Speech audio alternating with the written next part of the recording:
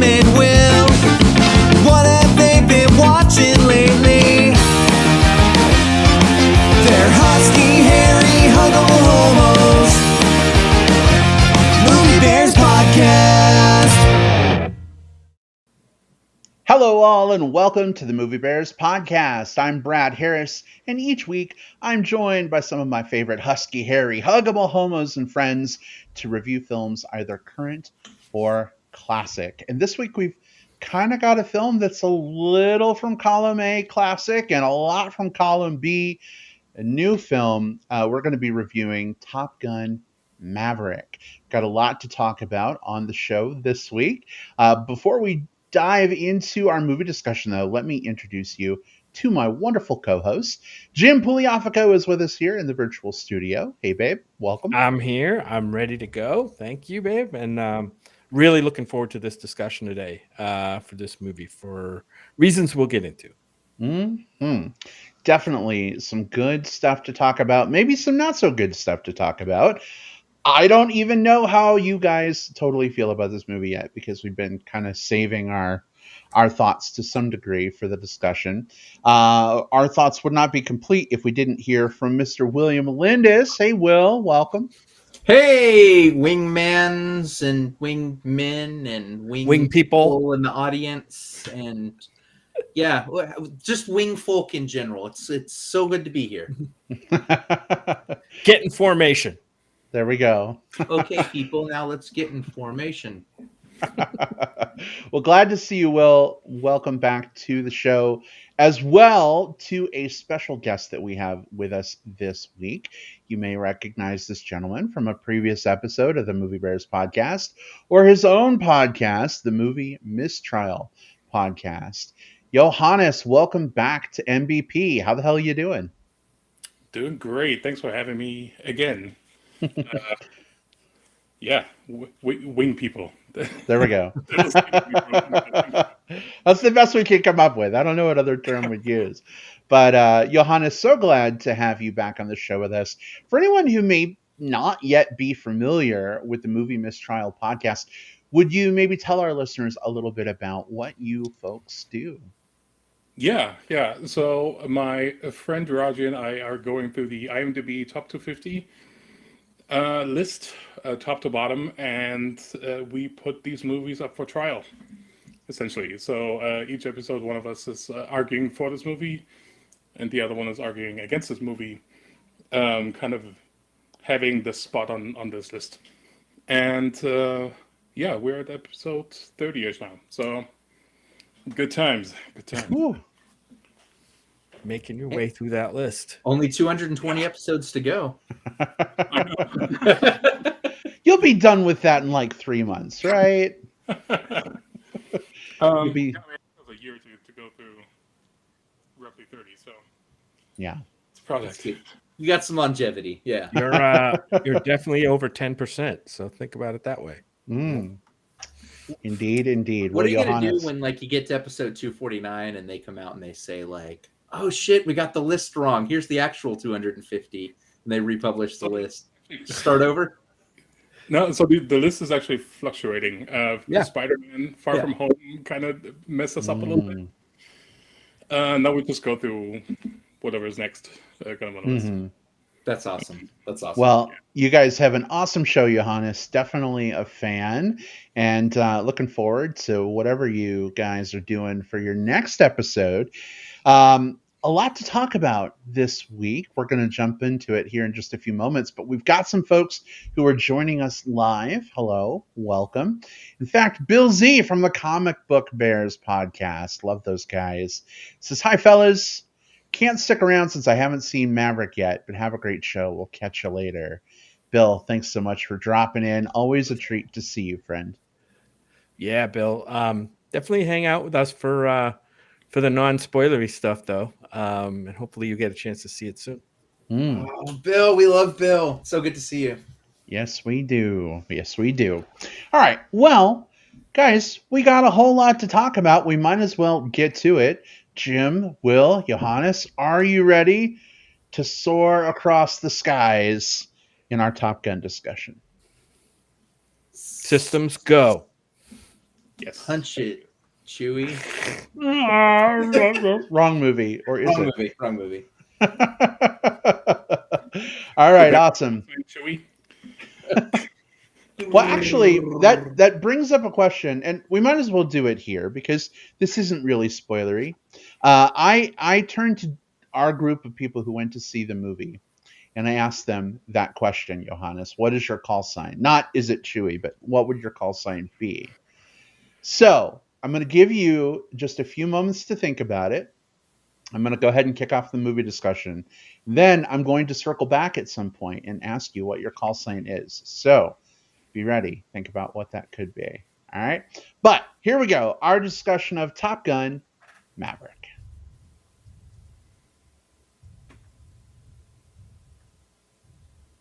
All right. Welcome to the movie discussion, everybody.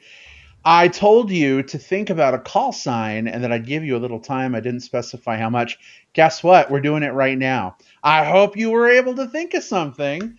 So, Jim, I know I'm putting everybody on the spot, but before we kick this conversation off formally, let's get some call sign action going on. What would yours be, Jim?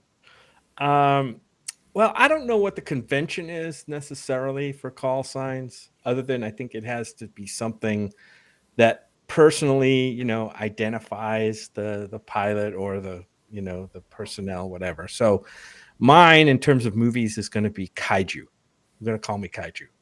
Ooh, I like that. All right. Will, what would your call sign be? Mostly because I just break stuff usually. That's cool. Yeah, I don't know. I'd probably go with something just like, because I love dogs, so something like Top Dog. Yeah, something like that. Top dog. Yeah, nice. I like it. All right. So kaiju, Top Dog. What about you, Johannes? What would your call sign be? I guess my German roots are coming through. So probably something like, I don't know, sausage. Sausage. That's a great call sign. Talk to me, sausage. I love it. We're taking fire from behind, sausage. Eject, sausage, eject. Kaiju, cover him. Oh, wow. That's a good one. I like it.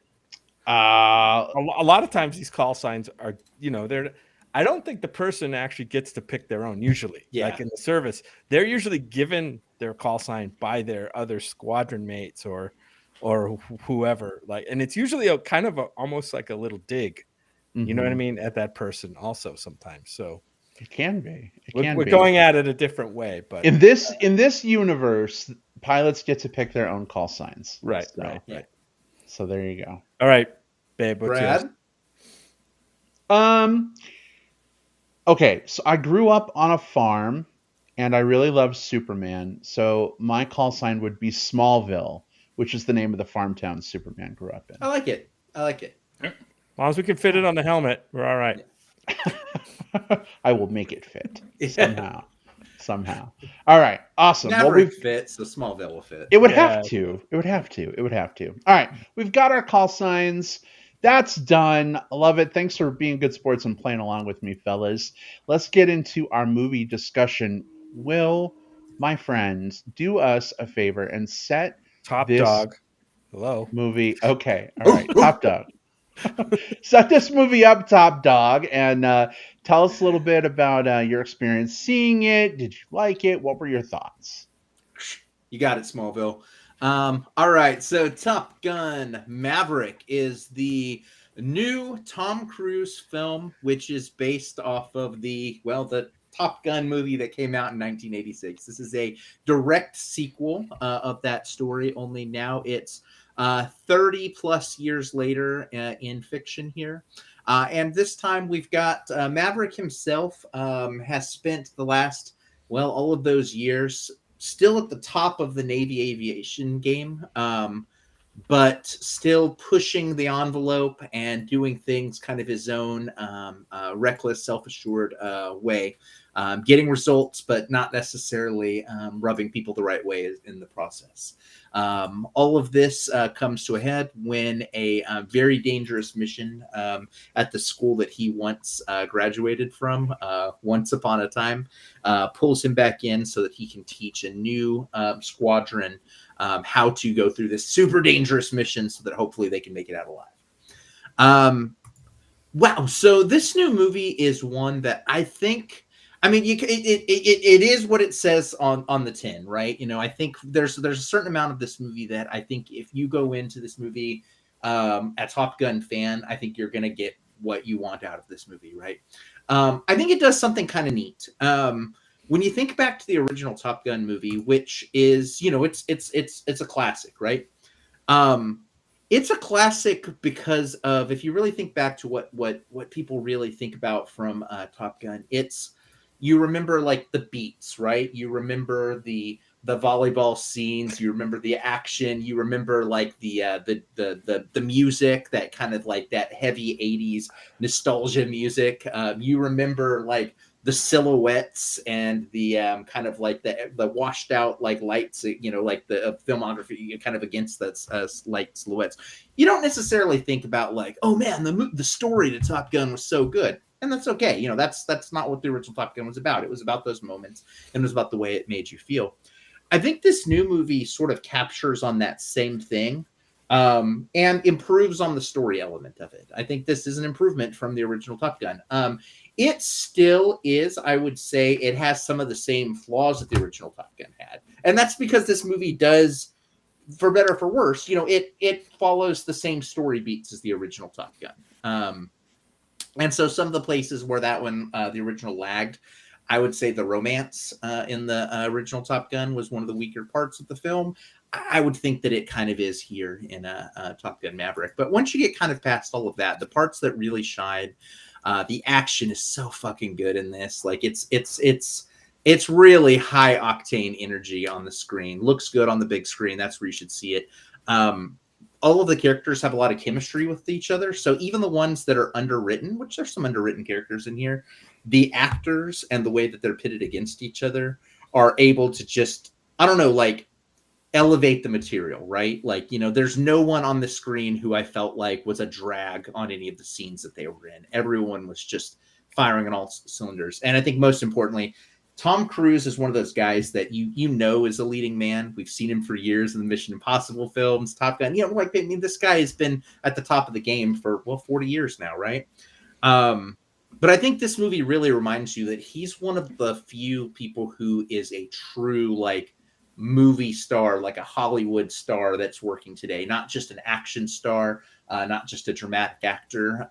In fact, I would say that he's not necessarily the best at any one of those things, but I think what he is the best at is being a movie star, and we really get to see it here.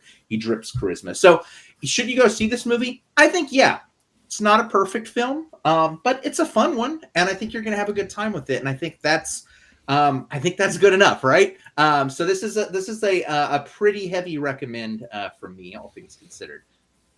All right, Will, thanks so much for sharing your thoughts. Jim, do you agree with Will that this is a pretty hearty recommend? Sorry, Kaiju. All right, it was my idea. I guess I need to hold to it. Yeah. All right, Kaiju, do you agree with Top Dog that I this think film is a pretty big win, or would you disagree? No, I mean, Top Dog pretty much nailed it for me. Actually, I think I really ended up loving this movie. So here's the thing: the 1986 movie Top Gun is not like one of my favorite movies of all time. It's a fun movie to go back to and watch. We did go back and rewatch it. We watched it once a few years ago when it came out on one of its big anniversaries. They re-released it in theaters, and we went to see it in IMAX, and that was a pretty cool. That elevated that experience for me, because I think they did some stuff in the soundtrack, in the audio mixing or whatever with the jets and stuff, and the re-release was good. And then, of course, we went back and watched it this time at home before seeing Top Gun Maverick. But movie's loaded with kind of flaws, and it's that typical like cheesy 80s action movie that we really don't get a lot of anymore, right? And so when they announced the sequel, of course, this sequel's been in work for a long time, and I think it was ready to be released like a couple of years ago, and they actually put the brakes on it for a couple of years till they could release it in theaters and get an audience, and be kind of, pretty well assured that they could get an audience. But yeah, and it was like, okay, we're going to get another, who knows? It could be really bad, right? A sequel to a cheesy 80s movie could be really bad. We've seen it many times before. And guess what? This movie wasn't just not bad. I think this movie actually tops the original movie by a long shot. Top Cat, I agree Top with Dog. everything. I think the performances here are Top really Dog. good. Top Dog. Sorry, Top Dog. You're right. If you're going to hold me to it, I'm going to hold you to it. That's 200 push-ups. 200 push-ups, Kaiju. Yeah. Drop and push. Yeah. Push Arizona. I love the cast here. I think Tom Cruise. There's a lot of feelings out there for Tom Cruise. I don't have any of those feelings one way or the other. I thought he really shined here. He definitely holds the movie. The movie is about his character. The new characters we get here, played by Miles Teller, I think are great. Some of the brass that he goes up against, Ed Harris, we got John Hamm, just some really, really good performances in here by the cast. And I think the story's better. I just think the story's better with a few missteps. Top Dog. We'll talk about this relationship at the center of the, kind of the romantic relationship that feels like they had to throw in there because the other movie had one, and Tom Cruise is a big star and he has to have one. We'll talk about that a little bit because I have feelings about that too. But yeah, fantastic movie. I think to cut to the chase, I think this movie demands to be seen in theaters. Get out there and see it on a big screen with big sound. I think that's the way to really take this movie in. It's a big recommend for me. All right. Excellent. Well, thank you, Kaiju, for your thoughts on the film as well. We're going to kick it over to Johannes, also known as Sausage, to hear his thoughts. What did you think, Sausage? I loved it. We watched the original one last week. And what I liked about Maverick is that it is very fan servicey, but in a smart way, I think.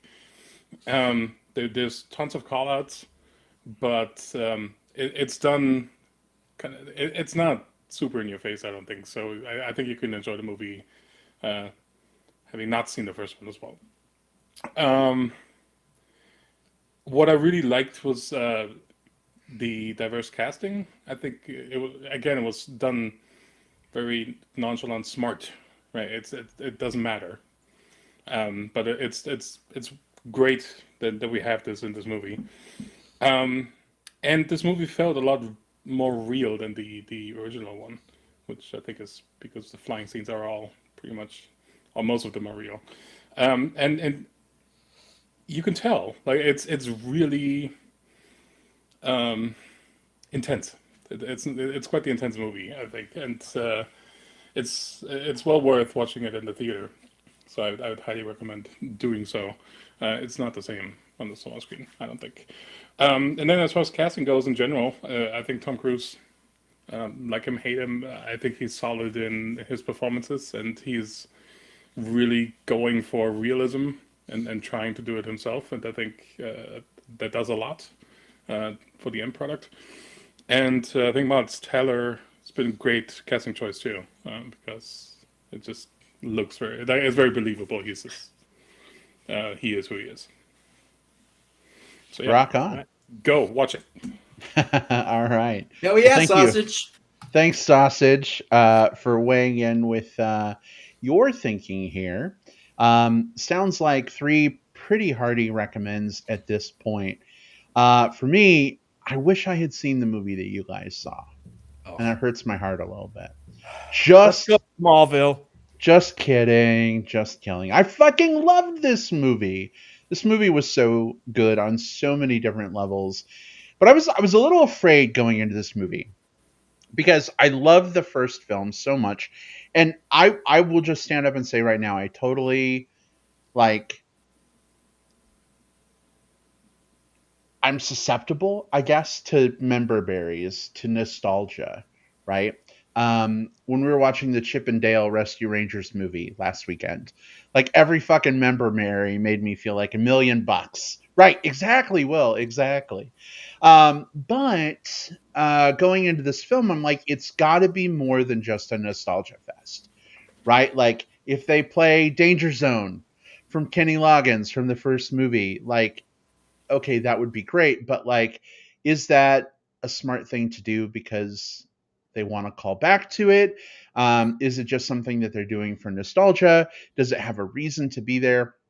I wanted to be, sure that this movie wasn't just a bunch of member berries. The marketing for this film, I think, helped to sell me on that a little bit. It's interesting to think of Maverick, in terms of this like teacher role at the end of the first movie. We're going to spoil the original Top Gun. Mav decides he wants to go back and be an instructor at Top Gun. We don't know why, according to the trailer. He didn't stay in that role, but apparently he gets called back to Top Gun. Of course, I know why, but we're not in spoilers. And so he comes back, new generation of fighter pilots, in a world where fighter pilots are kind of becoming a dying breed, right? Like everything is switching over to drone strikes. And the movie kind of sets up why they need live action fighter pilots reasonably well, I think. And so, going into the story of this film, I felt like it made sense why a 55 plus year old, Maverick is back in the saddle doing what he does. I think it does a great job. I know relationships are at the heart of every movie, and there are a lot of different relationships in this film. I think the one between Maverick and Miles Teller's character is definitely very central to this. I know you guys mentioned that the romance in this film maybe didn't do it as much for you, but I thought Jennifer Connelly did a fantastic job. We'll talk more maybe about her character, who she is, her history when we get into spoilers. But I didn't mind some of the downtime that the relationship gave us in between some of the big action beats. And I actually think they worked to kind of round some of the corners off Maverick a little bit because let's be honest, he needs that a little. He needs someone that can check his ego. And, even in the trailer, she has no fucking problem like telling him what is and what isn't. So anyway, some great performances. I love the fact that Tom Cruise came out before the movie, at least in our screening, and was like, hey, everybody, here's this like heart and soul project that we've been working on for a number of years. He said we flew in real jets. Those are real G's, that they're turning and burning on screen.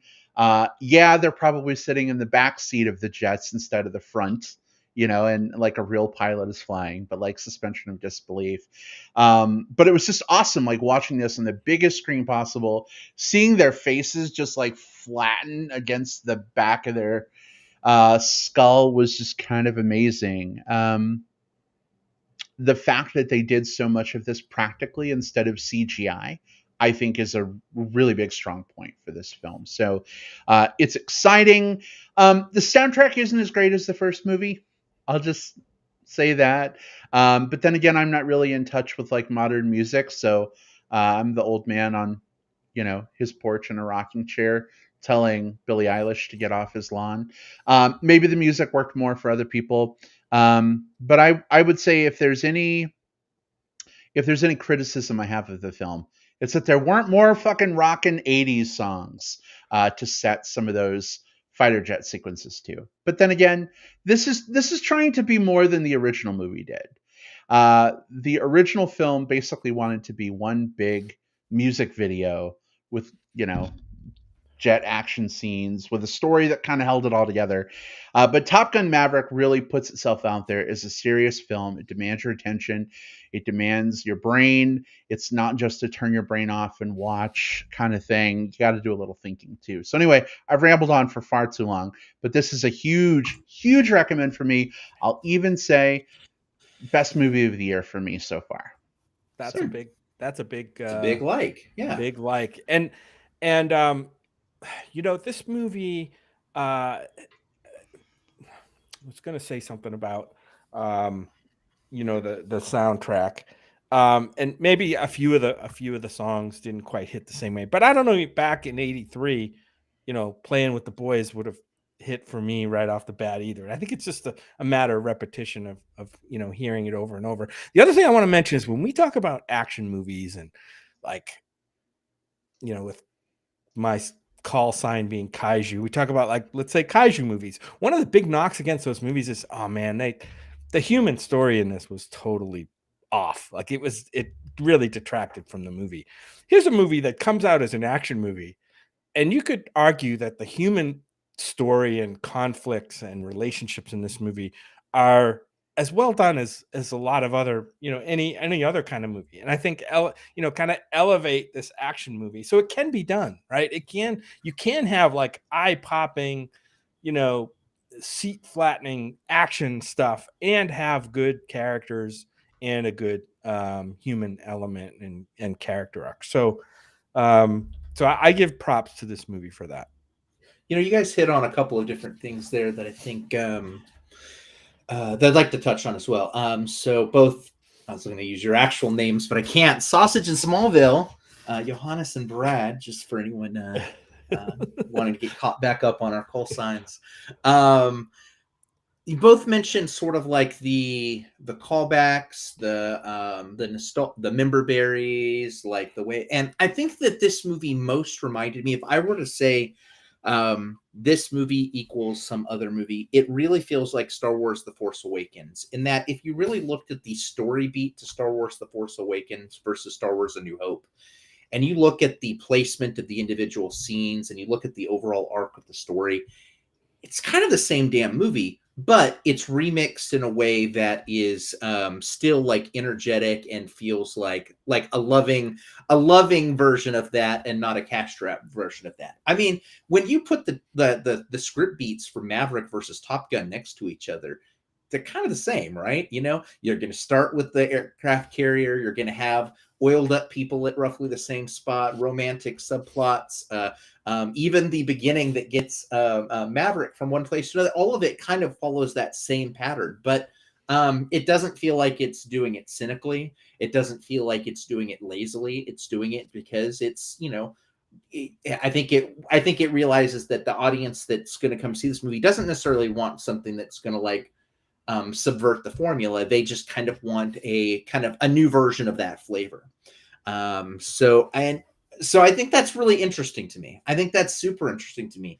And in terms of the human element, Jim, I mean, I'm the type of dude, I grew up, my family is all military. I grew up next to military bases and stuff like that. And I think because of that, I don't know, kind of the opposite. I tend to not get as involved in military films. I think that there's the over the top patriotism, and sometimes they go way over into jingoistic crap. Yeah, absolutely. I mean, I grew up in an area where I not to be, not to be the bummer, but I know a lot of people that are my friends who I met, after they had come back from a tour, who had their experiences created lasting negative impacts on just their ability to deal with a lot of things. And that's the part of, sort of and again, I'm not bashing the military. It's the other side of it that you don't usually get to see as often in these very jingoistic films. Top Gun is, I mean, let's be real. This is a very jingoistic film in a lot of ways. This movie, it doesn't ask you to question why we're bombing these people. It just says hey, these are the guys we're supposed to root for and go for all that. But I think the thing that worked so well about it, this is what I'm bringing it back around to, is that I think that if the human story wasn't as compelling as it was, to your point, Jim, I think this would have been a really hard movie for me personally to connect onto because of some of those other elements. And I think because I was so invested in specifically how Maverick was interacting with this character or that character, or how these two characters were now clashing or coming together, all of those different things, I was able to, just like with any film, sort of suspend some disbelief and sort of like let myself get into the rhythm of the movie. Yes. So that's a feather in this film's cap. I very easily could have been turned off by some of the more indoctrinating elements, or whatever you want to call it, of this film, and I wasn't. Awesome. I have, yeah, Johannes, I wanted to give you some space to say something because I have, I tend to ramble on about these things. So I know we're probably going to get into spoilers pretty soon because we're kind of running along with non-spoilers, but I mean, well, I think that's an interesting point, that like what The Force Awakens accomplishes is bringing the Star Wars lore into the modern aesthetic, right? And I think you can argue if it's successful. And I mean, visually, I think it's fantastic. And same here. Like it is the modern aesthetic. Even further, it is pretty real, right? I think it would have been easier to follow the first Top Gun and do a lot of CGI work, but they went the extra mile. And I think that's one of the very big strong suits of this movie. I mean, in terms of the human elements of it, the music, maybe I didn't care as much. Like I felt like once we're in the third act, the music kind of didn't care. Like I didn't care about the music anymore. It was just like same, stressing out, pretty much, but in a good way. And I mean the human element, I think it is pretty good in establishing these different characters and understanding the hierarchy and kind of where they're coming from. So it's easy to kind of figure out. And I mean the hoorah aspect of it that you mentioned, I've seen worse. We don't have the yeah, I don't know. I as much as it's in your face, it's also strangely subtle for me in a way. I mean, it's obviously very funded by the military, and it's obviously kind of exuding a lot of the excellence of that program, right? But like the expectations that are put on these Top Gun pilots, right? Right. But it's believable. I do think the way these characters are portrayed is very believable in that. Like I think you kind of get into that excellence mindset when you hit that school. Yeah. That's a great point, Johannes. I feel like these pilots, and I think you can tell the more I the harder it's getting for me to talk about this without spoilers. But this group of pilots feels like a real group of people in the way that they interact together, the way they needle each other, the way they handle conflict between one another. I think the original Top Gun was so good at showing the dynamics between like Iceman and Maverick and Merlin and Goose and all these others. I was afraid that this movie was going to lose that. And it's just as strong here, if not stronger in some ways. And so, it's not the plane, it's the pilot. And in this case, it's the pilots, who really fuel this movie, I think. And they did a phenomenal job.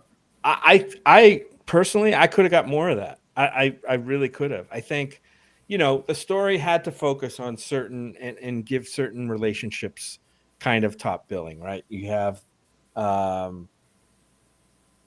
don't want to get into it too much, but all of them centered around Tom Cruise, all the major ones, right? So, I probably could have done with some more of some of these secondary characters.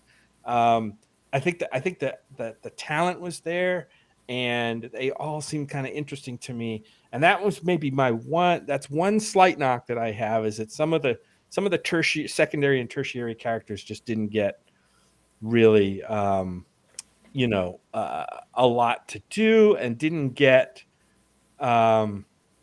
kind of didn't get the much of the limelight when all was said and done. I'll just say that. Well, I think we've reached the point where it's almost impossible to talk about this movie any further without going into spoilers, because we're totally hamstrung at this point. Jim, Will, Johannes, are you good with making that jump to spoiler territory? Yeah. Let's hit the afterburners. Hit the eject, but I don't know. I think we'll do that at the end. Yeah, I'm struggling for metaphors on this one, guys. Oh yeah, what's I don't know. Let's do it. Kick in the afterburners. Let's jet to spoilers. Yes. Hey, if we stayed in the non-spoiler zone much longer, it would become the danger zone. We were already in the danger zone. We were already, All right. Listen up, folks. Spoilers for Top Gun Maverick are officially fair game. If you have not yet seen Top Gun Maverick and you value your virginal innocence where the plot of this film is concerned, this is your chance to step away for about the next 30-ish minutes.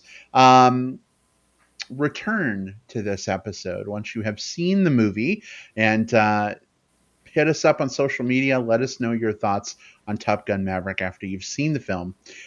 Real quick, we have a couple of comments. Will Durr. Hey, Will. Hey, Will. He says, hope you guys have a good rest of the show. He says, haven't seen it yet, but wanted to hear the non-spoiler thoughts later. We'll see you later, Will. Thanks so much for dropping in.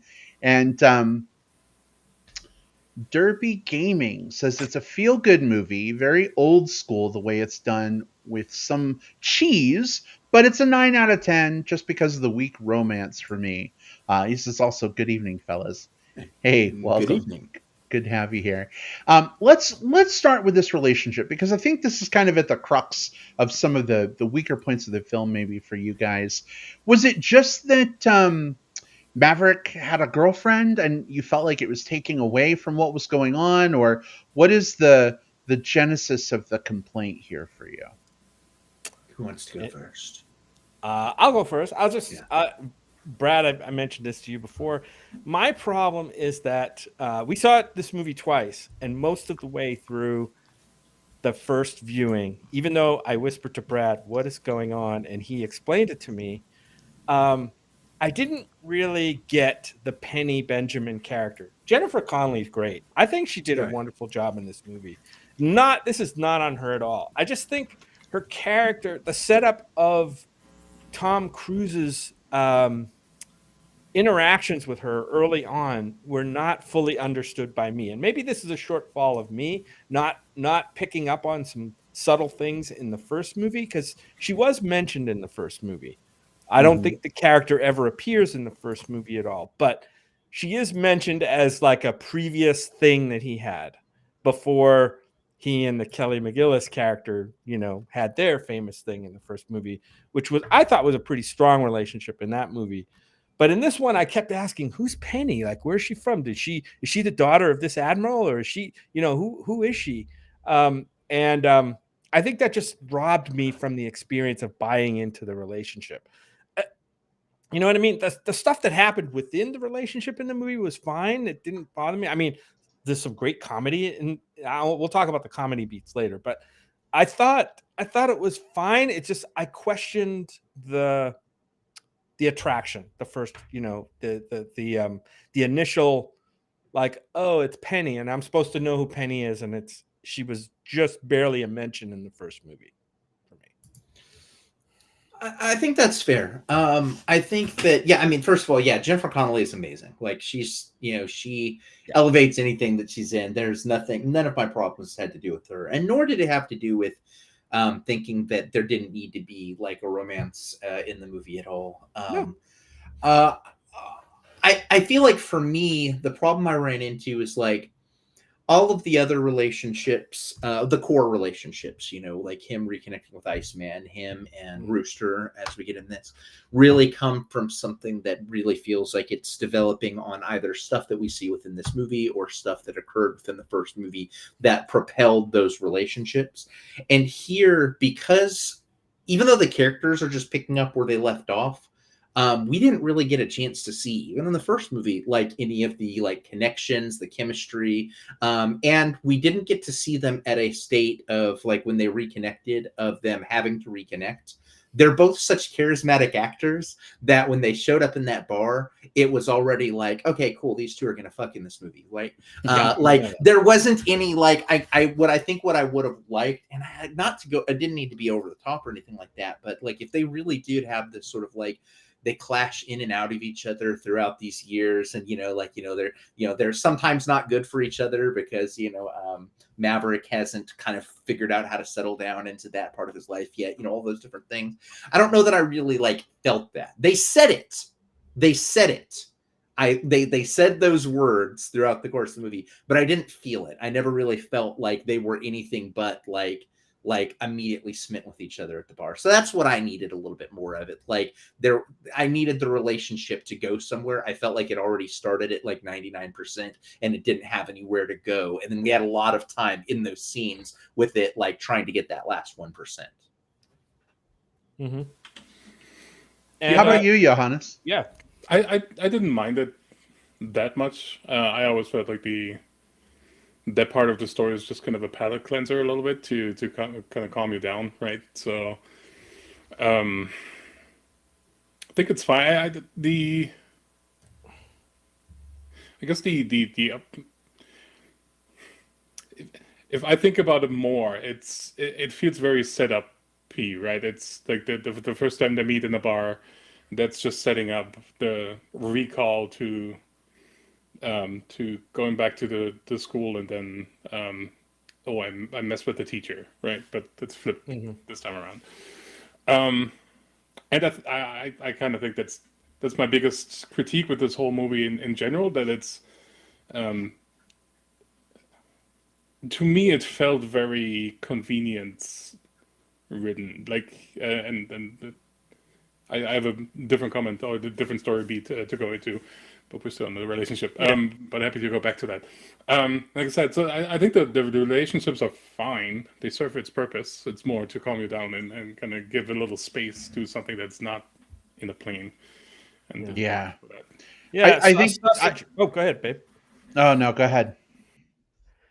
Yeah, I think, Sausage, you're right. I think you're kind of maybe saying it felt a little bit forced, and I think somebody said it earlier, right? The movie has to have these certain beats, and one of them is a romantic relationship for the lead. And with Kelly McGillis obviously not coming back for the movie for whatever reasons, outside the movie, I guess she doesn't really want to anymore. And Meg Ryan is another one from the first movie that we don't get in this movie, other than a mention that she we're in spoilers, right? So that she had passed away, unfortunately. That could have been a non-romantic, that could have been an interesting dynamic too. A previous friend, the mother of one of the other major characters, that could have been good, but I don't know the reasons why she wasn't in it. It was like, it's like the writers, okay, we need to have something, so we'll go back to what was mentioned in the first movie. But I think for me, this relationship has an important goal to achieve. Maverick is very obviously on the downslope of his career. In fact, the John Hamm character tells him, like, this is it. This is his last job in the Navy that they bring him to do. And so I think that the relationship is getting set up so that, like, that's what Maverick is going to do after the Navy. Like, he has now met Penny again. They've had this on again, off again thing for years. He knows her young daughter. She's cool with him. Like, I mean, they literally fly off into the sunset together at the end of this movie. And so I think this relationship just has to do this quirky thing of like, taking Maverick to a believable place where he's going to stop going Mach 10, literally, right?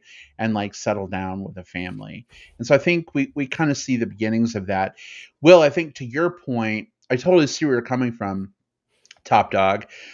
If we had just met this person for the first time, or we meet her again after so long, but we're seeing like the build up and the will they, won't they, I don't think it would be believable that he's going to settle down with this person, and her daughter at the end of the movie. So I don't know. It's an iffy place, I think, for this film to be, given what it's trying to do. Right. I agree. But the other relationships here, I think, are fantastic. His relationship with Iceman, the way that's handled, Oh my given God. what we know. I mean, this was the one thing that I really had to have from this movie was an appearance by Val Kilmer, like a real live appearance. And it's great. It's one of the emotional, like, cornerstones of the movie, because it really was the culmination of the first movie, right? Their relationship arc was pretty fantastic in that first movie. Like, they started out as bitter enemies, rivals, and ended up with like a real solid respect for each other. And this movie shows how that respect kind of grew in the time between that movie and this movie. And then it culminates in Val Kilmer. And by the way, if anybody hasn't seen the documentary Val, about Val Kilmer, and it has a lot of sections in it about his appearance in Top Gun, go search that out. That's definitely worth seeing. The actor is, struggling with some health issues that have kind of curtailed a little bit his acting career. But I thought the way they kind of wove him into this story was top notch. And the relationship with the Miles Teller character Rooster, which is Goose's son, was kind of the central emotional relationship in the movie. I thought that was really well handled as well. Just so much, just this movie, just everything it did, almost everything it did, I think it did as well as it could have. So my viewing experience had something kind of neat happen with it, and it just comes from the nature of where I saw it, right? So I saw it at Alamo Drafthouse. It's my hometown theater I love so much, and one of the things that they do there is right before the movie starts and they get ready to do their little, like, put away your phones, don't talk, don't text, all of that. They play like a little, like, 30-second or so clip, sometimes related to sometimes from the actors, a lot of times just like one that they've edited from something that kind of matches thematically. Maybe 8 years ago or so, they got Val Kilmer to do one. And so this is Val Kilmer fairly recently, grand scheme of things, definitely before like the kind of the apex of his more recent health issues, but definitely not like young Val Kilmer. And it's set to like Top Gun. And I've been seeing this one for years, right? This wasn't one they cut for this. I've been seeing it at Alamo Drafthouse for years. I could see him like, doing the little, like, the weird little chomp thing, but then it cuts over. Val Kilmer says, well, I'm just going to do the PSA. And then he just sits there and looks at you for like 20 seconds. Says, yeah, that's me doing the PSA. And it's really funny. It's cute. Well, you mentioned the little Tom Cruise thing right afterwards where he comes out and talks about like, yeah, like, mom, it's real G's. So there was this neat little moment where basically I got to see Val Kilmer do an intro to the movie, and then Tom Cruise immediately do an intro to the movie. And granted, they were separately done, but it really did a lot to just sort of like, I don't know, like pull me back into that space. So seeing Val Kilmer's Iceman show up in this film, obviously with a cut down role, but I think it's still welcome and impactful. It was nice to see that. Only real complaint I had, there were several scenes where the younger actors were like in each other's face, like doing stuff. And I just needed one of them to do the little chomp thing so fucking bad. And every time I needed that member berry. I needed that. So of all the member berries in the movie, the chomp was what I needed the most. I didn't get that because I kept just waiting for one of them just to go, I mean, even if it was like, I think that would have been really funny if like, when one of the dudes was in like Maverick's face, if he had done that, that would have been a fun kind of. I thought Kilmer was going to do it. Actually, that would have been a little too on the nose. Yeah. Now, Johannes. Go ahead. I was just going to say, there was such a powerful scene having Val Kilmer come back, and I've seen some people online say, well, if he could do, the lines that he did out loud, why have the whole computer screen thing at all?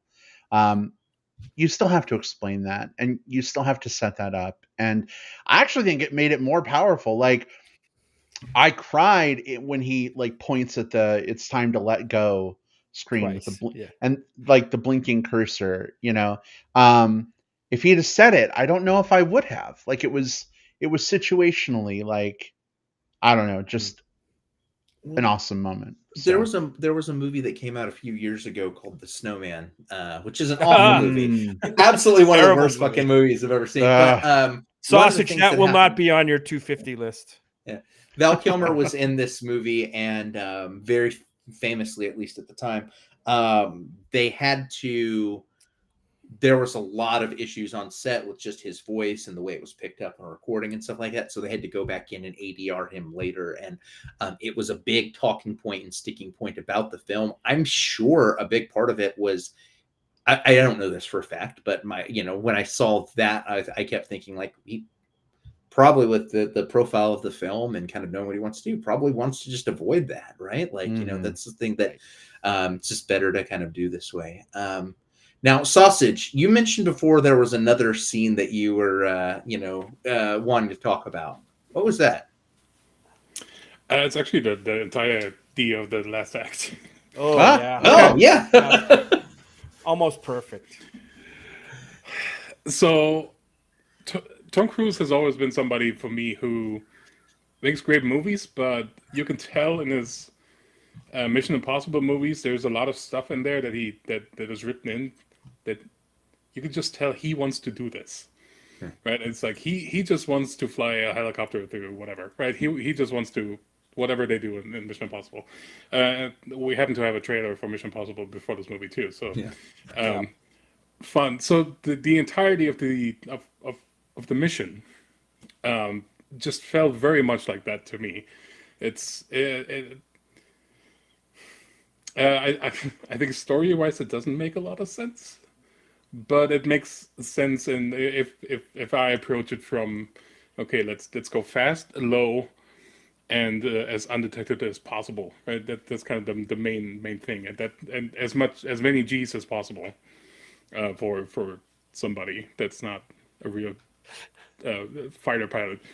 And it accomplishes that, and it's fun, and it's very intense, but it is also A little unbelievable. right? Like it's just kind of the story or the justification to do that is there, but it's kind of for me.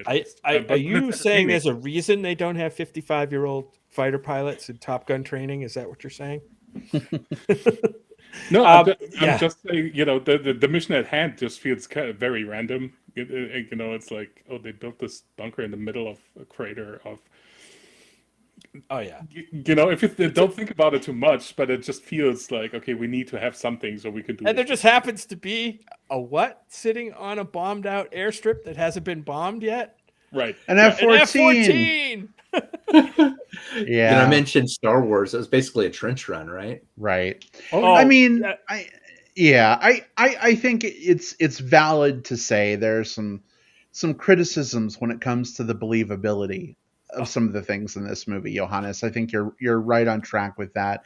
I mean, Maverick survives a Mach 10 ejection at the very beginning of the film. Like, the forces on your body, if you were to eject at that altitude and at that speed, would rip you apart. But, suspension of disbelief, I guess. Sam has a great comment that I think maybe speaks to this a little bit. Hey, Sam, good to see you. He says, hi there. This movie was fun. I didn't care about the flawed points because it was simply fun and enjoyable. Johannes, my question to you is, did the fun and the like edge of your seat experience maybe outweigh the believability for you, or was it still pretty jarring? No. I mean, it's a very fun movie, right? And even the F-14 bit. I mean, I knew they're going to end up together in a cockpit somehow, because it had to happen, right? So that was convenient, but it worked, right? Um, and that's kind of the thing. I think yes, you can overanalyze a lot of this, or you can just choose to be immersed because it is very immersive if you see it on a big screen, and it's fun. It's a lot of fun. Yeah. It's a little stupid, but it's a lot of fun. If you don't think too hard, it definitely works. Cheese is in this. Cheese is in the DNA, right? Yeah. There was a scene that I kind of about a third of the way in the movie that I started to have an issue with, and then I said, "Well, fuck it. Of course they're going to do this." And then I enjoyed it. And it was we're in the bar, at that moment, Rooster comes in and he starts playing Great Balls of Fire. And it didn't bother me that he played that, right? It did not bother me that he played that. It's, of course, he learned it from his father, and of course he would do that. But then this entire bar full of I don't know what, like late 20s ish, early 30s ish, they're not terribly old, like these fighter pilots, right? Knows every single fucking word to Great Balls of Fire in unison. And I kept going just like, really? And then moments later I thought, but the point of it is the cheese, right? The point of it is the member berry. The point of it is drawing that emotional link back from Rooster to Goose, so that it wasn't about anything. It wasn't about anything else except for giving Maverick a moment of regret as he looked through that window. And so again, it's one of those things where, yeah, there's some cheesy shit in this movie, but that's the DNA of it, and it's fine. Right. It's fine. It actually is. At the end of the day, it's a feature, not a bug. Right, and it's the only scene we actually got flashbacks to the first movie. And I thought it was a pretty powerful scene. The jury on me is still out on whether I like the flashbacks or not, but I think it was put in there for a reason, because I think people who watch this movie haven't seen or don't remember the first movie. I think those flashbacks play a key role, right, in enjoying that scene and getting the gravity of that scene. Like, he's outside the bar watching this go down. He knows who the guy is. He knows the history. And now we do too, because we see a little bit of that history play before. So I thought it was a very powerful scene, the way it was done. I also want to mention the comedy in this movie. None of the comedy came off as winky comedy to me. Like, a lot of the comedy beats that happened seem to be perfectly timed. And this isn't a comedy by any stretch of the imagination. There's probably 7 or 8 moments in this movie that are actually levity and comedy. And I thought they all, practically with no exception, worked very well. I mean, you have the, I told you not to think, moment when they meet up near the end. You have the daughter, catching him jumping out the window. I thought that was perfectly timed. She didn't really have to even say anything. She's just looking at him, and what's happening there. She just says, don't break her heart like last time, or something like that. Just so much stuff in here, and I can't think of all of them, but there were, I just like the way they folded in the comedy. They did not overdo it. They didn't try to make it too funny, but they hit it at the right moments just to kind of break up the tension. And yeah, man, that third act, from the time he did the practice run by himself in the 2 minutes and 15 seconds or what it was, right through to the end of the movie, was incredible. And it felt like Mission Impossible movie. From that point on, it was basically a Mission Impossible movie with jets. So I want to go back to something you touched on a few topics ago, and I'm sorry I'm going back so far. But you mentioned the flashback scenes that they put in, and kind of being on the fence about those. I kind of was a little bit too, because I'm like, really, do we need that? We've seen the first film, we understand. Do we really need that? But I kind of wondered if new people might see this movie without seeing the original. And I was like, okay, that could be useful for them. Well, on social media, I have seen so many people, especially on Reddit. I feel like Reddit should sponsor us. But people who are like in their 20s or younger who have not seen the original movie that saw this film because they heard from other people who saw it that it was amazing, and they're like, thank you for like just a little bit of flashback we got to help it all make sense. So from a filmmaking standpoint, like I think it's good that they had those things in there. I'm just scratching my head a little bit as to why someone would go see a sequel without seeing the original film first. Is that crazy to any of you? Am I off base? I don't know. So here's a question, and completely fair, honest question. So I think Top Gun is streaming on HBO Max right now for free. It's no Paramount Plus, right? Mm. So otherwise you have to rent it. So if you don't have specifically that one streaming platform, then you'd have to pay like the $4.99 rental and stuff like that. And that is, so imagine that's a barrier of entry. I want to watch this movie that everyone is saying that I need to watch, but I have to pay $5 and spend another 2 hours to watch this other movie. For us, like, that's nothing, right? Like, you know, we're just like, yeah, give me more movies, put them on top of me. But I can understand that being a challenge to someone who, you know, maybe they'll see one movie every couple of months just when it's sort of like part of the zeitgeist. The actual flashbacks, I think, work here. And mainly because it's not just a matter of like reminding the audience of the scene that happened, but the moment that we kind of cut over to the scene where Goose and Maverick are kind of like playing piano together, right? You know, like, and Meg Ryan walks the kid over, is just there. all of that, and the kid is there, Mhm. and then it cuts back. I think this is the type of movie that, like, there are some movies where, like, it's important that, like, you don't know what the character is thinking and you sort of like are left to figure things out. You know, the end of Lost in Translation, you don't know exactly what she says, you know, and that's part of the appeal.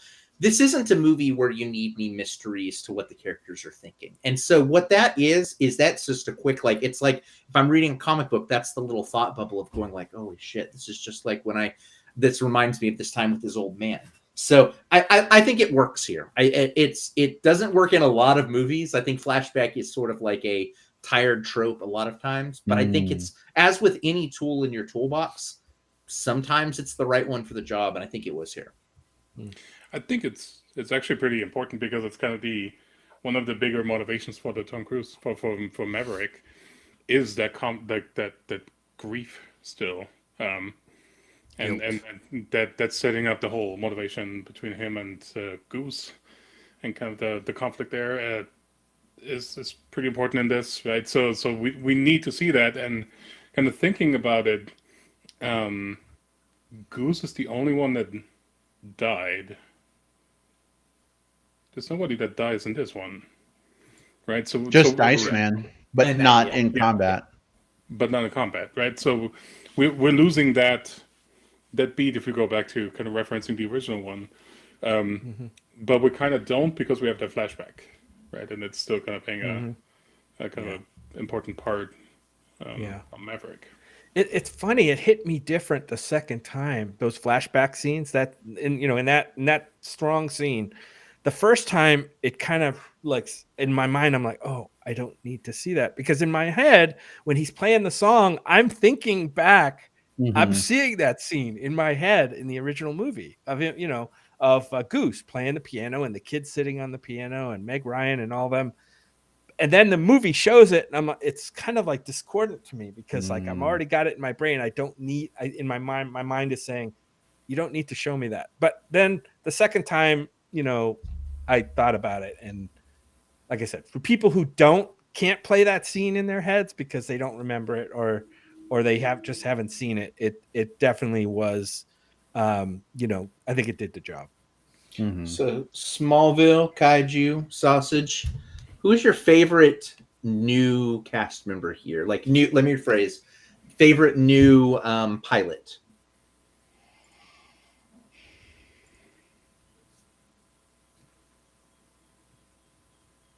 Phoenix. Okay. Who's Phoenix? Monica Barbaro. Yeah. Barbaro. Yeah. She flew with Bob. Bob was her Rio. Okay. Yeah, I liked her. I guess. Sort of the lead female pilot. I was going to say Miles Teller, but that's an obvious choice because he had so much time. But Yeah. Is this excluding Rooster? I think Top? we got to exclude Rooster because I think he's the only one that got like full arc development because he had to, right? The others, so of the other ones, like, because I think they did a good job of setting up these additional like people, like there were a couple that really like jumped out to me, but I want to hear y'all's picks. I really loved Phoenix and Bob as a pairing. Can I pick both? Because I think they're great. Sausage. Sure, Phoenix. Yeah.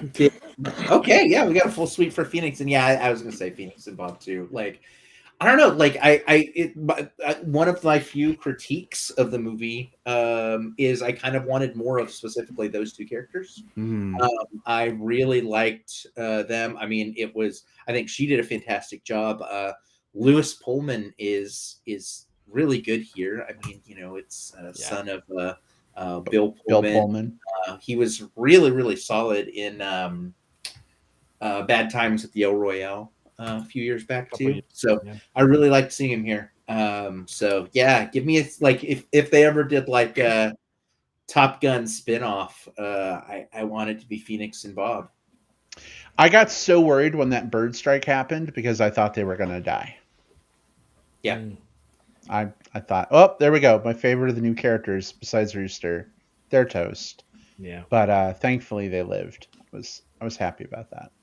Did anybody think Hangman's redemption was at the end was a little like sudden? He's still a fucking prick. Well, he's an egomaniac, obviously, right? I am good. Think of it this way. Like, I think in a lot of movies that we've seen, a lot of think of the classic 80s movie, right? The guy that's a jerk, the guy that's an asshole, you almost want, like, it's so usually so over the top. You're like, how does anybody put up with this shit? Like, why wasn't he? So in this case, this was a smug dude who thought he was sort of like, cream of the crop, whatever. But he's obviously a successful pilot, and he's obviously well regarded enough that he was invited to this particular set of missions.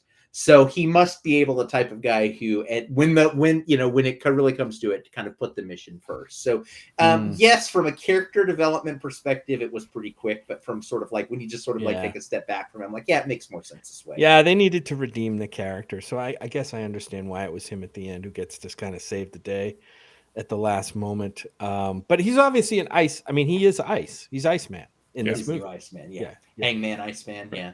Mm-hmm. Right. And it's, I mean, to me, it was obvious because they wouldn't bench somebody of his caliber, right?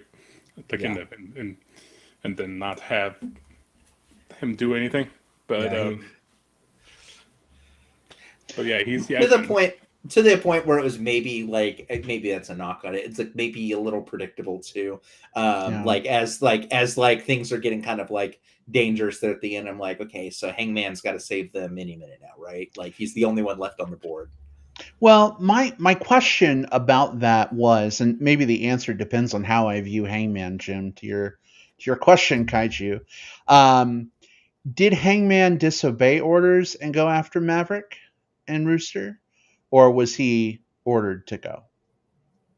Because John Hamm was telling him no, not to launch. It's a little questionable how that happened. Just like it's a little questionable how Maverick got onto the practice course with a jet and nobody knew about it. And I'm trying to suspend disbelief, but specifically to this question, if Hangman disobeyed orders and went out on his own to get them, that's awesome. And I love that character so much more now. But if he was the one that was just on deck and in the jet, and the Admiral was like, go get Maverick and Rooster, then I don't know that I'm as much on the Hangman train. I feel like the person in the jet has not a lot of control about being launched off a ship, but probably not. Yeah. No, usually no.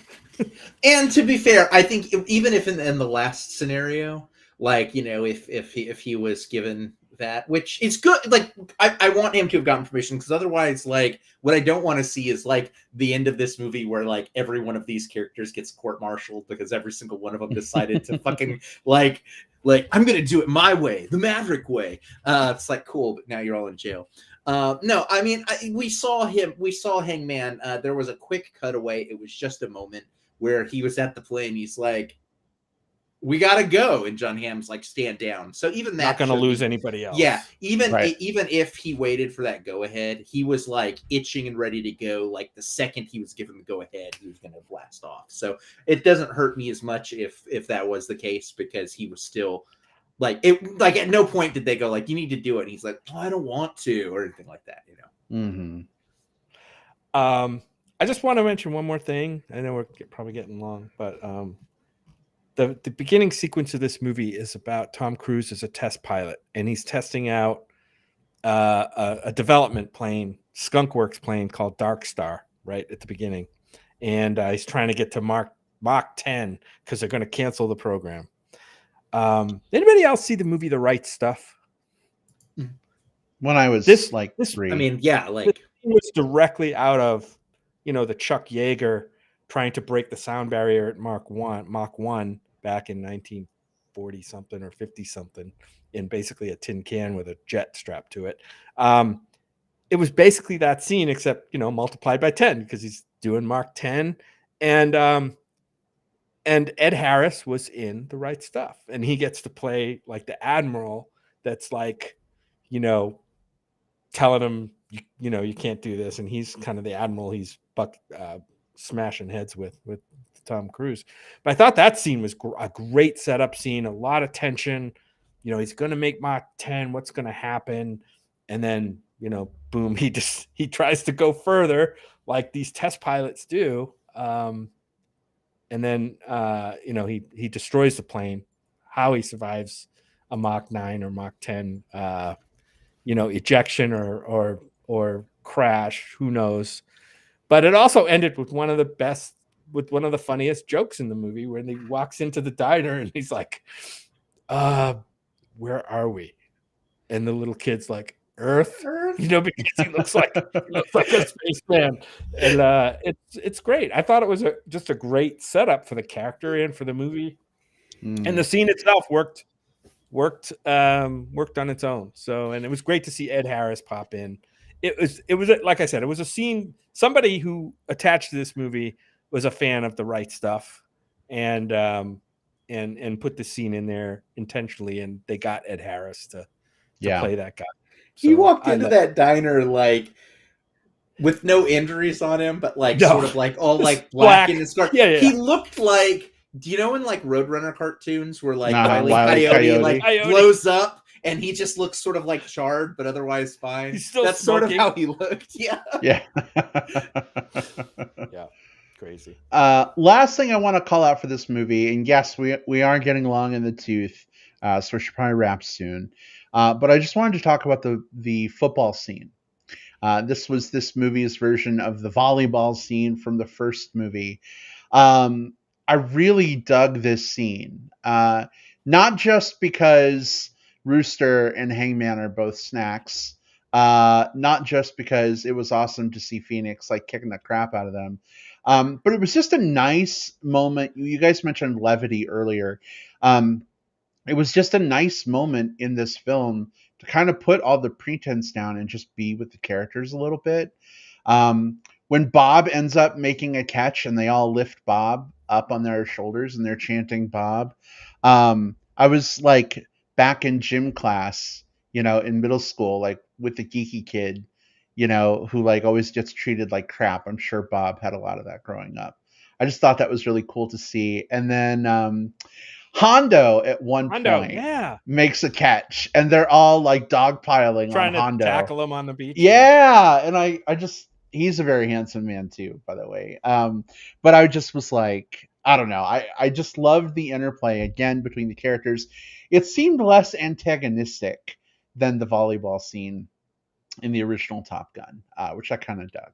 So yeah, it was couched as, their leader trying to build team morale, and that's Mhm. that's what it was. Instead of just a random sports scene in the middle of a movie, it was it had some purpose in the story arc, right? Yep. So good on them for doing that too. Yep, absolutely agree. All right, let's go to final thoughts. Gentlemen, anything that we have left on the table that you have to get out before we wrap? I got all Would mine it out. build team morale for us if we got greased up and played like beach football? Are there blowjobs It would at the end? definitely. Let's do it. Hawaii, we're doing it. We're doing it. We could do frisbee. We could do football, whatever you want. Badminton. but we gotta play the Playing with the Boys song while we do it. Yeah, And it's got to be at sunset. Oh yeah. We have to be silhouettes against the sunset. Yeah.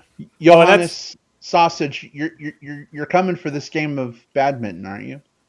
Sure. All right. Yeah. When and where? I'll be there. It wouldn't have killed him to have Hondo be shirtless too. I'm just I saying. know. That was I a little knock on the film. There's some great articles about just what they had to do, like the cast, to get into get into shape for this. Because if you think about it, while everyone has to be in like just decent shape, right? Like they didn't have to be like muscles rippled for any scene except for really this one. So there's some great things about them just like doing nothing but like eating protein paste and like just on the beach off to the side with like resistance bands pumping real quick just to try to get everything ready to go before they shoot. But it sounds like not in like a like a real I don't know, like overbearing way. It sounds like it was sort of like a fun grind that they put themselves through. All right. Babe, I don't remember the actor who played Smallville Hondo is Bashir Salahuddin is his name? Yes. I don't remember him from Looking, but now I'm going to have to go back and watch Looking. I don't remember him from Looking either, and I loved that show. Yeah, he played a character named Malik. So. Oh. Okay, now I do remember him from that show. The name sparked my memory. Yeah. He didn't have a huge part in that show. Probably not, but still. Yeah. I'm going to be on the lookout for him for his next stuff. He's a fun actor. I'll be looking for him. He's definitely a fun actor. He's done some other cool stuff. He's like the deadpan comedy kind of guy in some ways. Yeah. So he's definitely cool. But all right, fellas. Well, I'm sure we could talk about this movie a whole lot more. There's a lot we didn't even touch. But you know what? Sometimes less is more. That's okay. If anyone would like to continue the discussion of Top Gun Maverick, hit us up on Twitter at MB Podcast. Find us on Facebook. Look for Movie Bears Podcast. We've got threads and posts and all kinds of stuff. We would love to chat with you if you didn't get a chance to join us live. I know sometimes that's a little difficult midweek, especially coming out of a holiday weekend, because everything was like bangers and mash today, trying to get back into the work week, I'm sure. If anyone wants to continue on their movie journey, Johannes, you have an awesome podcast. I know you talked about it a little bit at the beginning of the show, but if you could please remind folks, how can they find your podcast? Movie Mistrial. We're on Facebook, Twitter, and Instagram at Movie Mistrial. You can find our podcast, audio only, in your podcast app of your choosing, or on moviemistrial.com. And yeah, it'd be great to see you on our podcast, hear you on our podcast, all the things. So we're talking more about classic movies to a degree, but the best movies there are, supposedly. More often than not, I tend to argue against them. But All right, Sausage. Well, thank you so much for coming back on the show. Loved having you, and definitely look forward to our next engagement. Jim, Will, if anyone wants to chat with you fellas, how can they find you online? Jim, go. You can find me on my Twitter account. One of my Twitter accounts at JJP Out West. Those are my initials, JJP Out West. And please don't get scared away by any political pushback that you might see on my Twitter account. We don't have to pay any attention to any of that. We can just talk movies. I'm more than happy to do that and get my mind off the other bullshit. And you can find me on Facebook at Jim Pugliafico. My name right here. All right. Thanks so much. Will, how about for you? So I'm on all of the different social platforms, Twitter, Instagram, at whatever Cove. It's right here beneath my chin if you're watching it on the screen. You can find me on Facebook. Look for William Lindis. Just send me a message to make sure that you got the right one. There's a couple of us on there. And you also should check me out at Letterboxd. It's a place where you can rank and review films. Just give a search for William Lindis. Give me a follow. I'll follow you back. Finally, I'm on TikTok. I'm at the Movie Bear there. So give me a follow on any, all, or whatever of these. You don't have to be chained to social media, but if you are, come chain yourself to me. All right. Kinky. That sounds kinky, and I'm totally here for it. All right, so you can find me on Twitter. Just look for at iBradPro, like iPad Pro, but iBrad because Brad's my name. It was the cleverest thing I could think of, guys. But I'm mostly active on Facebook. Just search for Brad Harris. I'm the one who likely has Chub Chaser and Bear friends in common with you. I just want to say, fellas, it was a real treat to see Top Gun Maverick not once but twice in theaters. But honestly, just as much of a treat to talk about this movie with you guys. No movie is perfect, but it's always great when we can kind of be impassioned and find something we all love as much as we did this film. So thank you for a great discussion. All right. Yeah, this was fun. This was great. We this conversation truly took my breath away.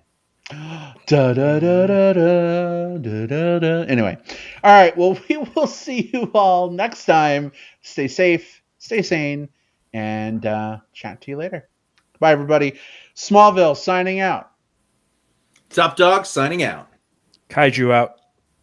sausage out. Or sausage in. Oh.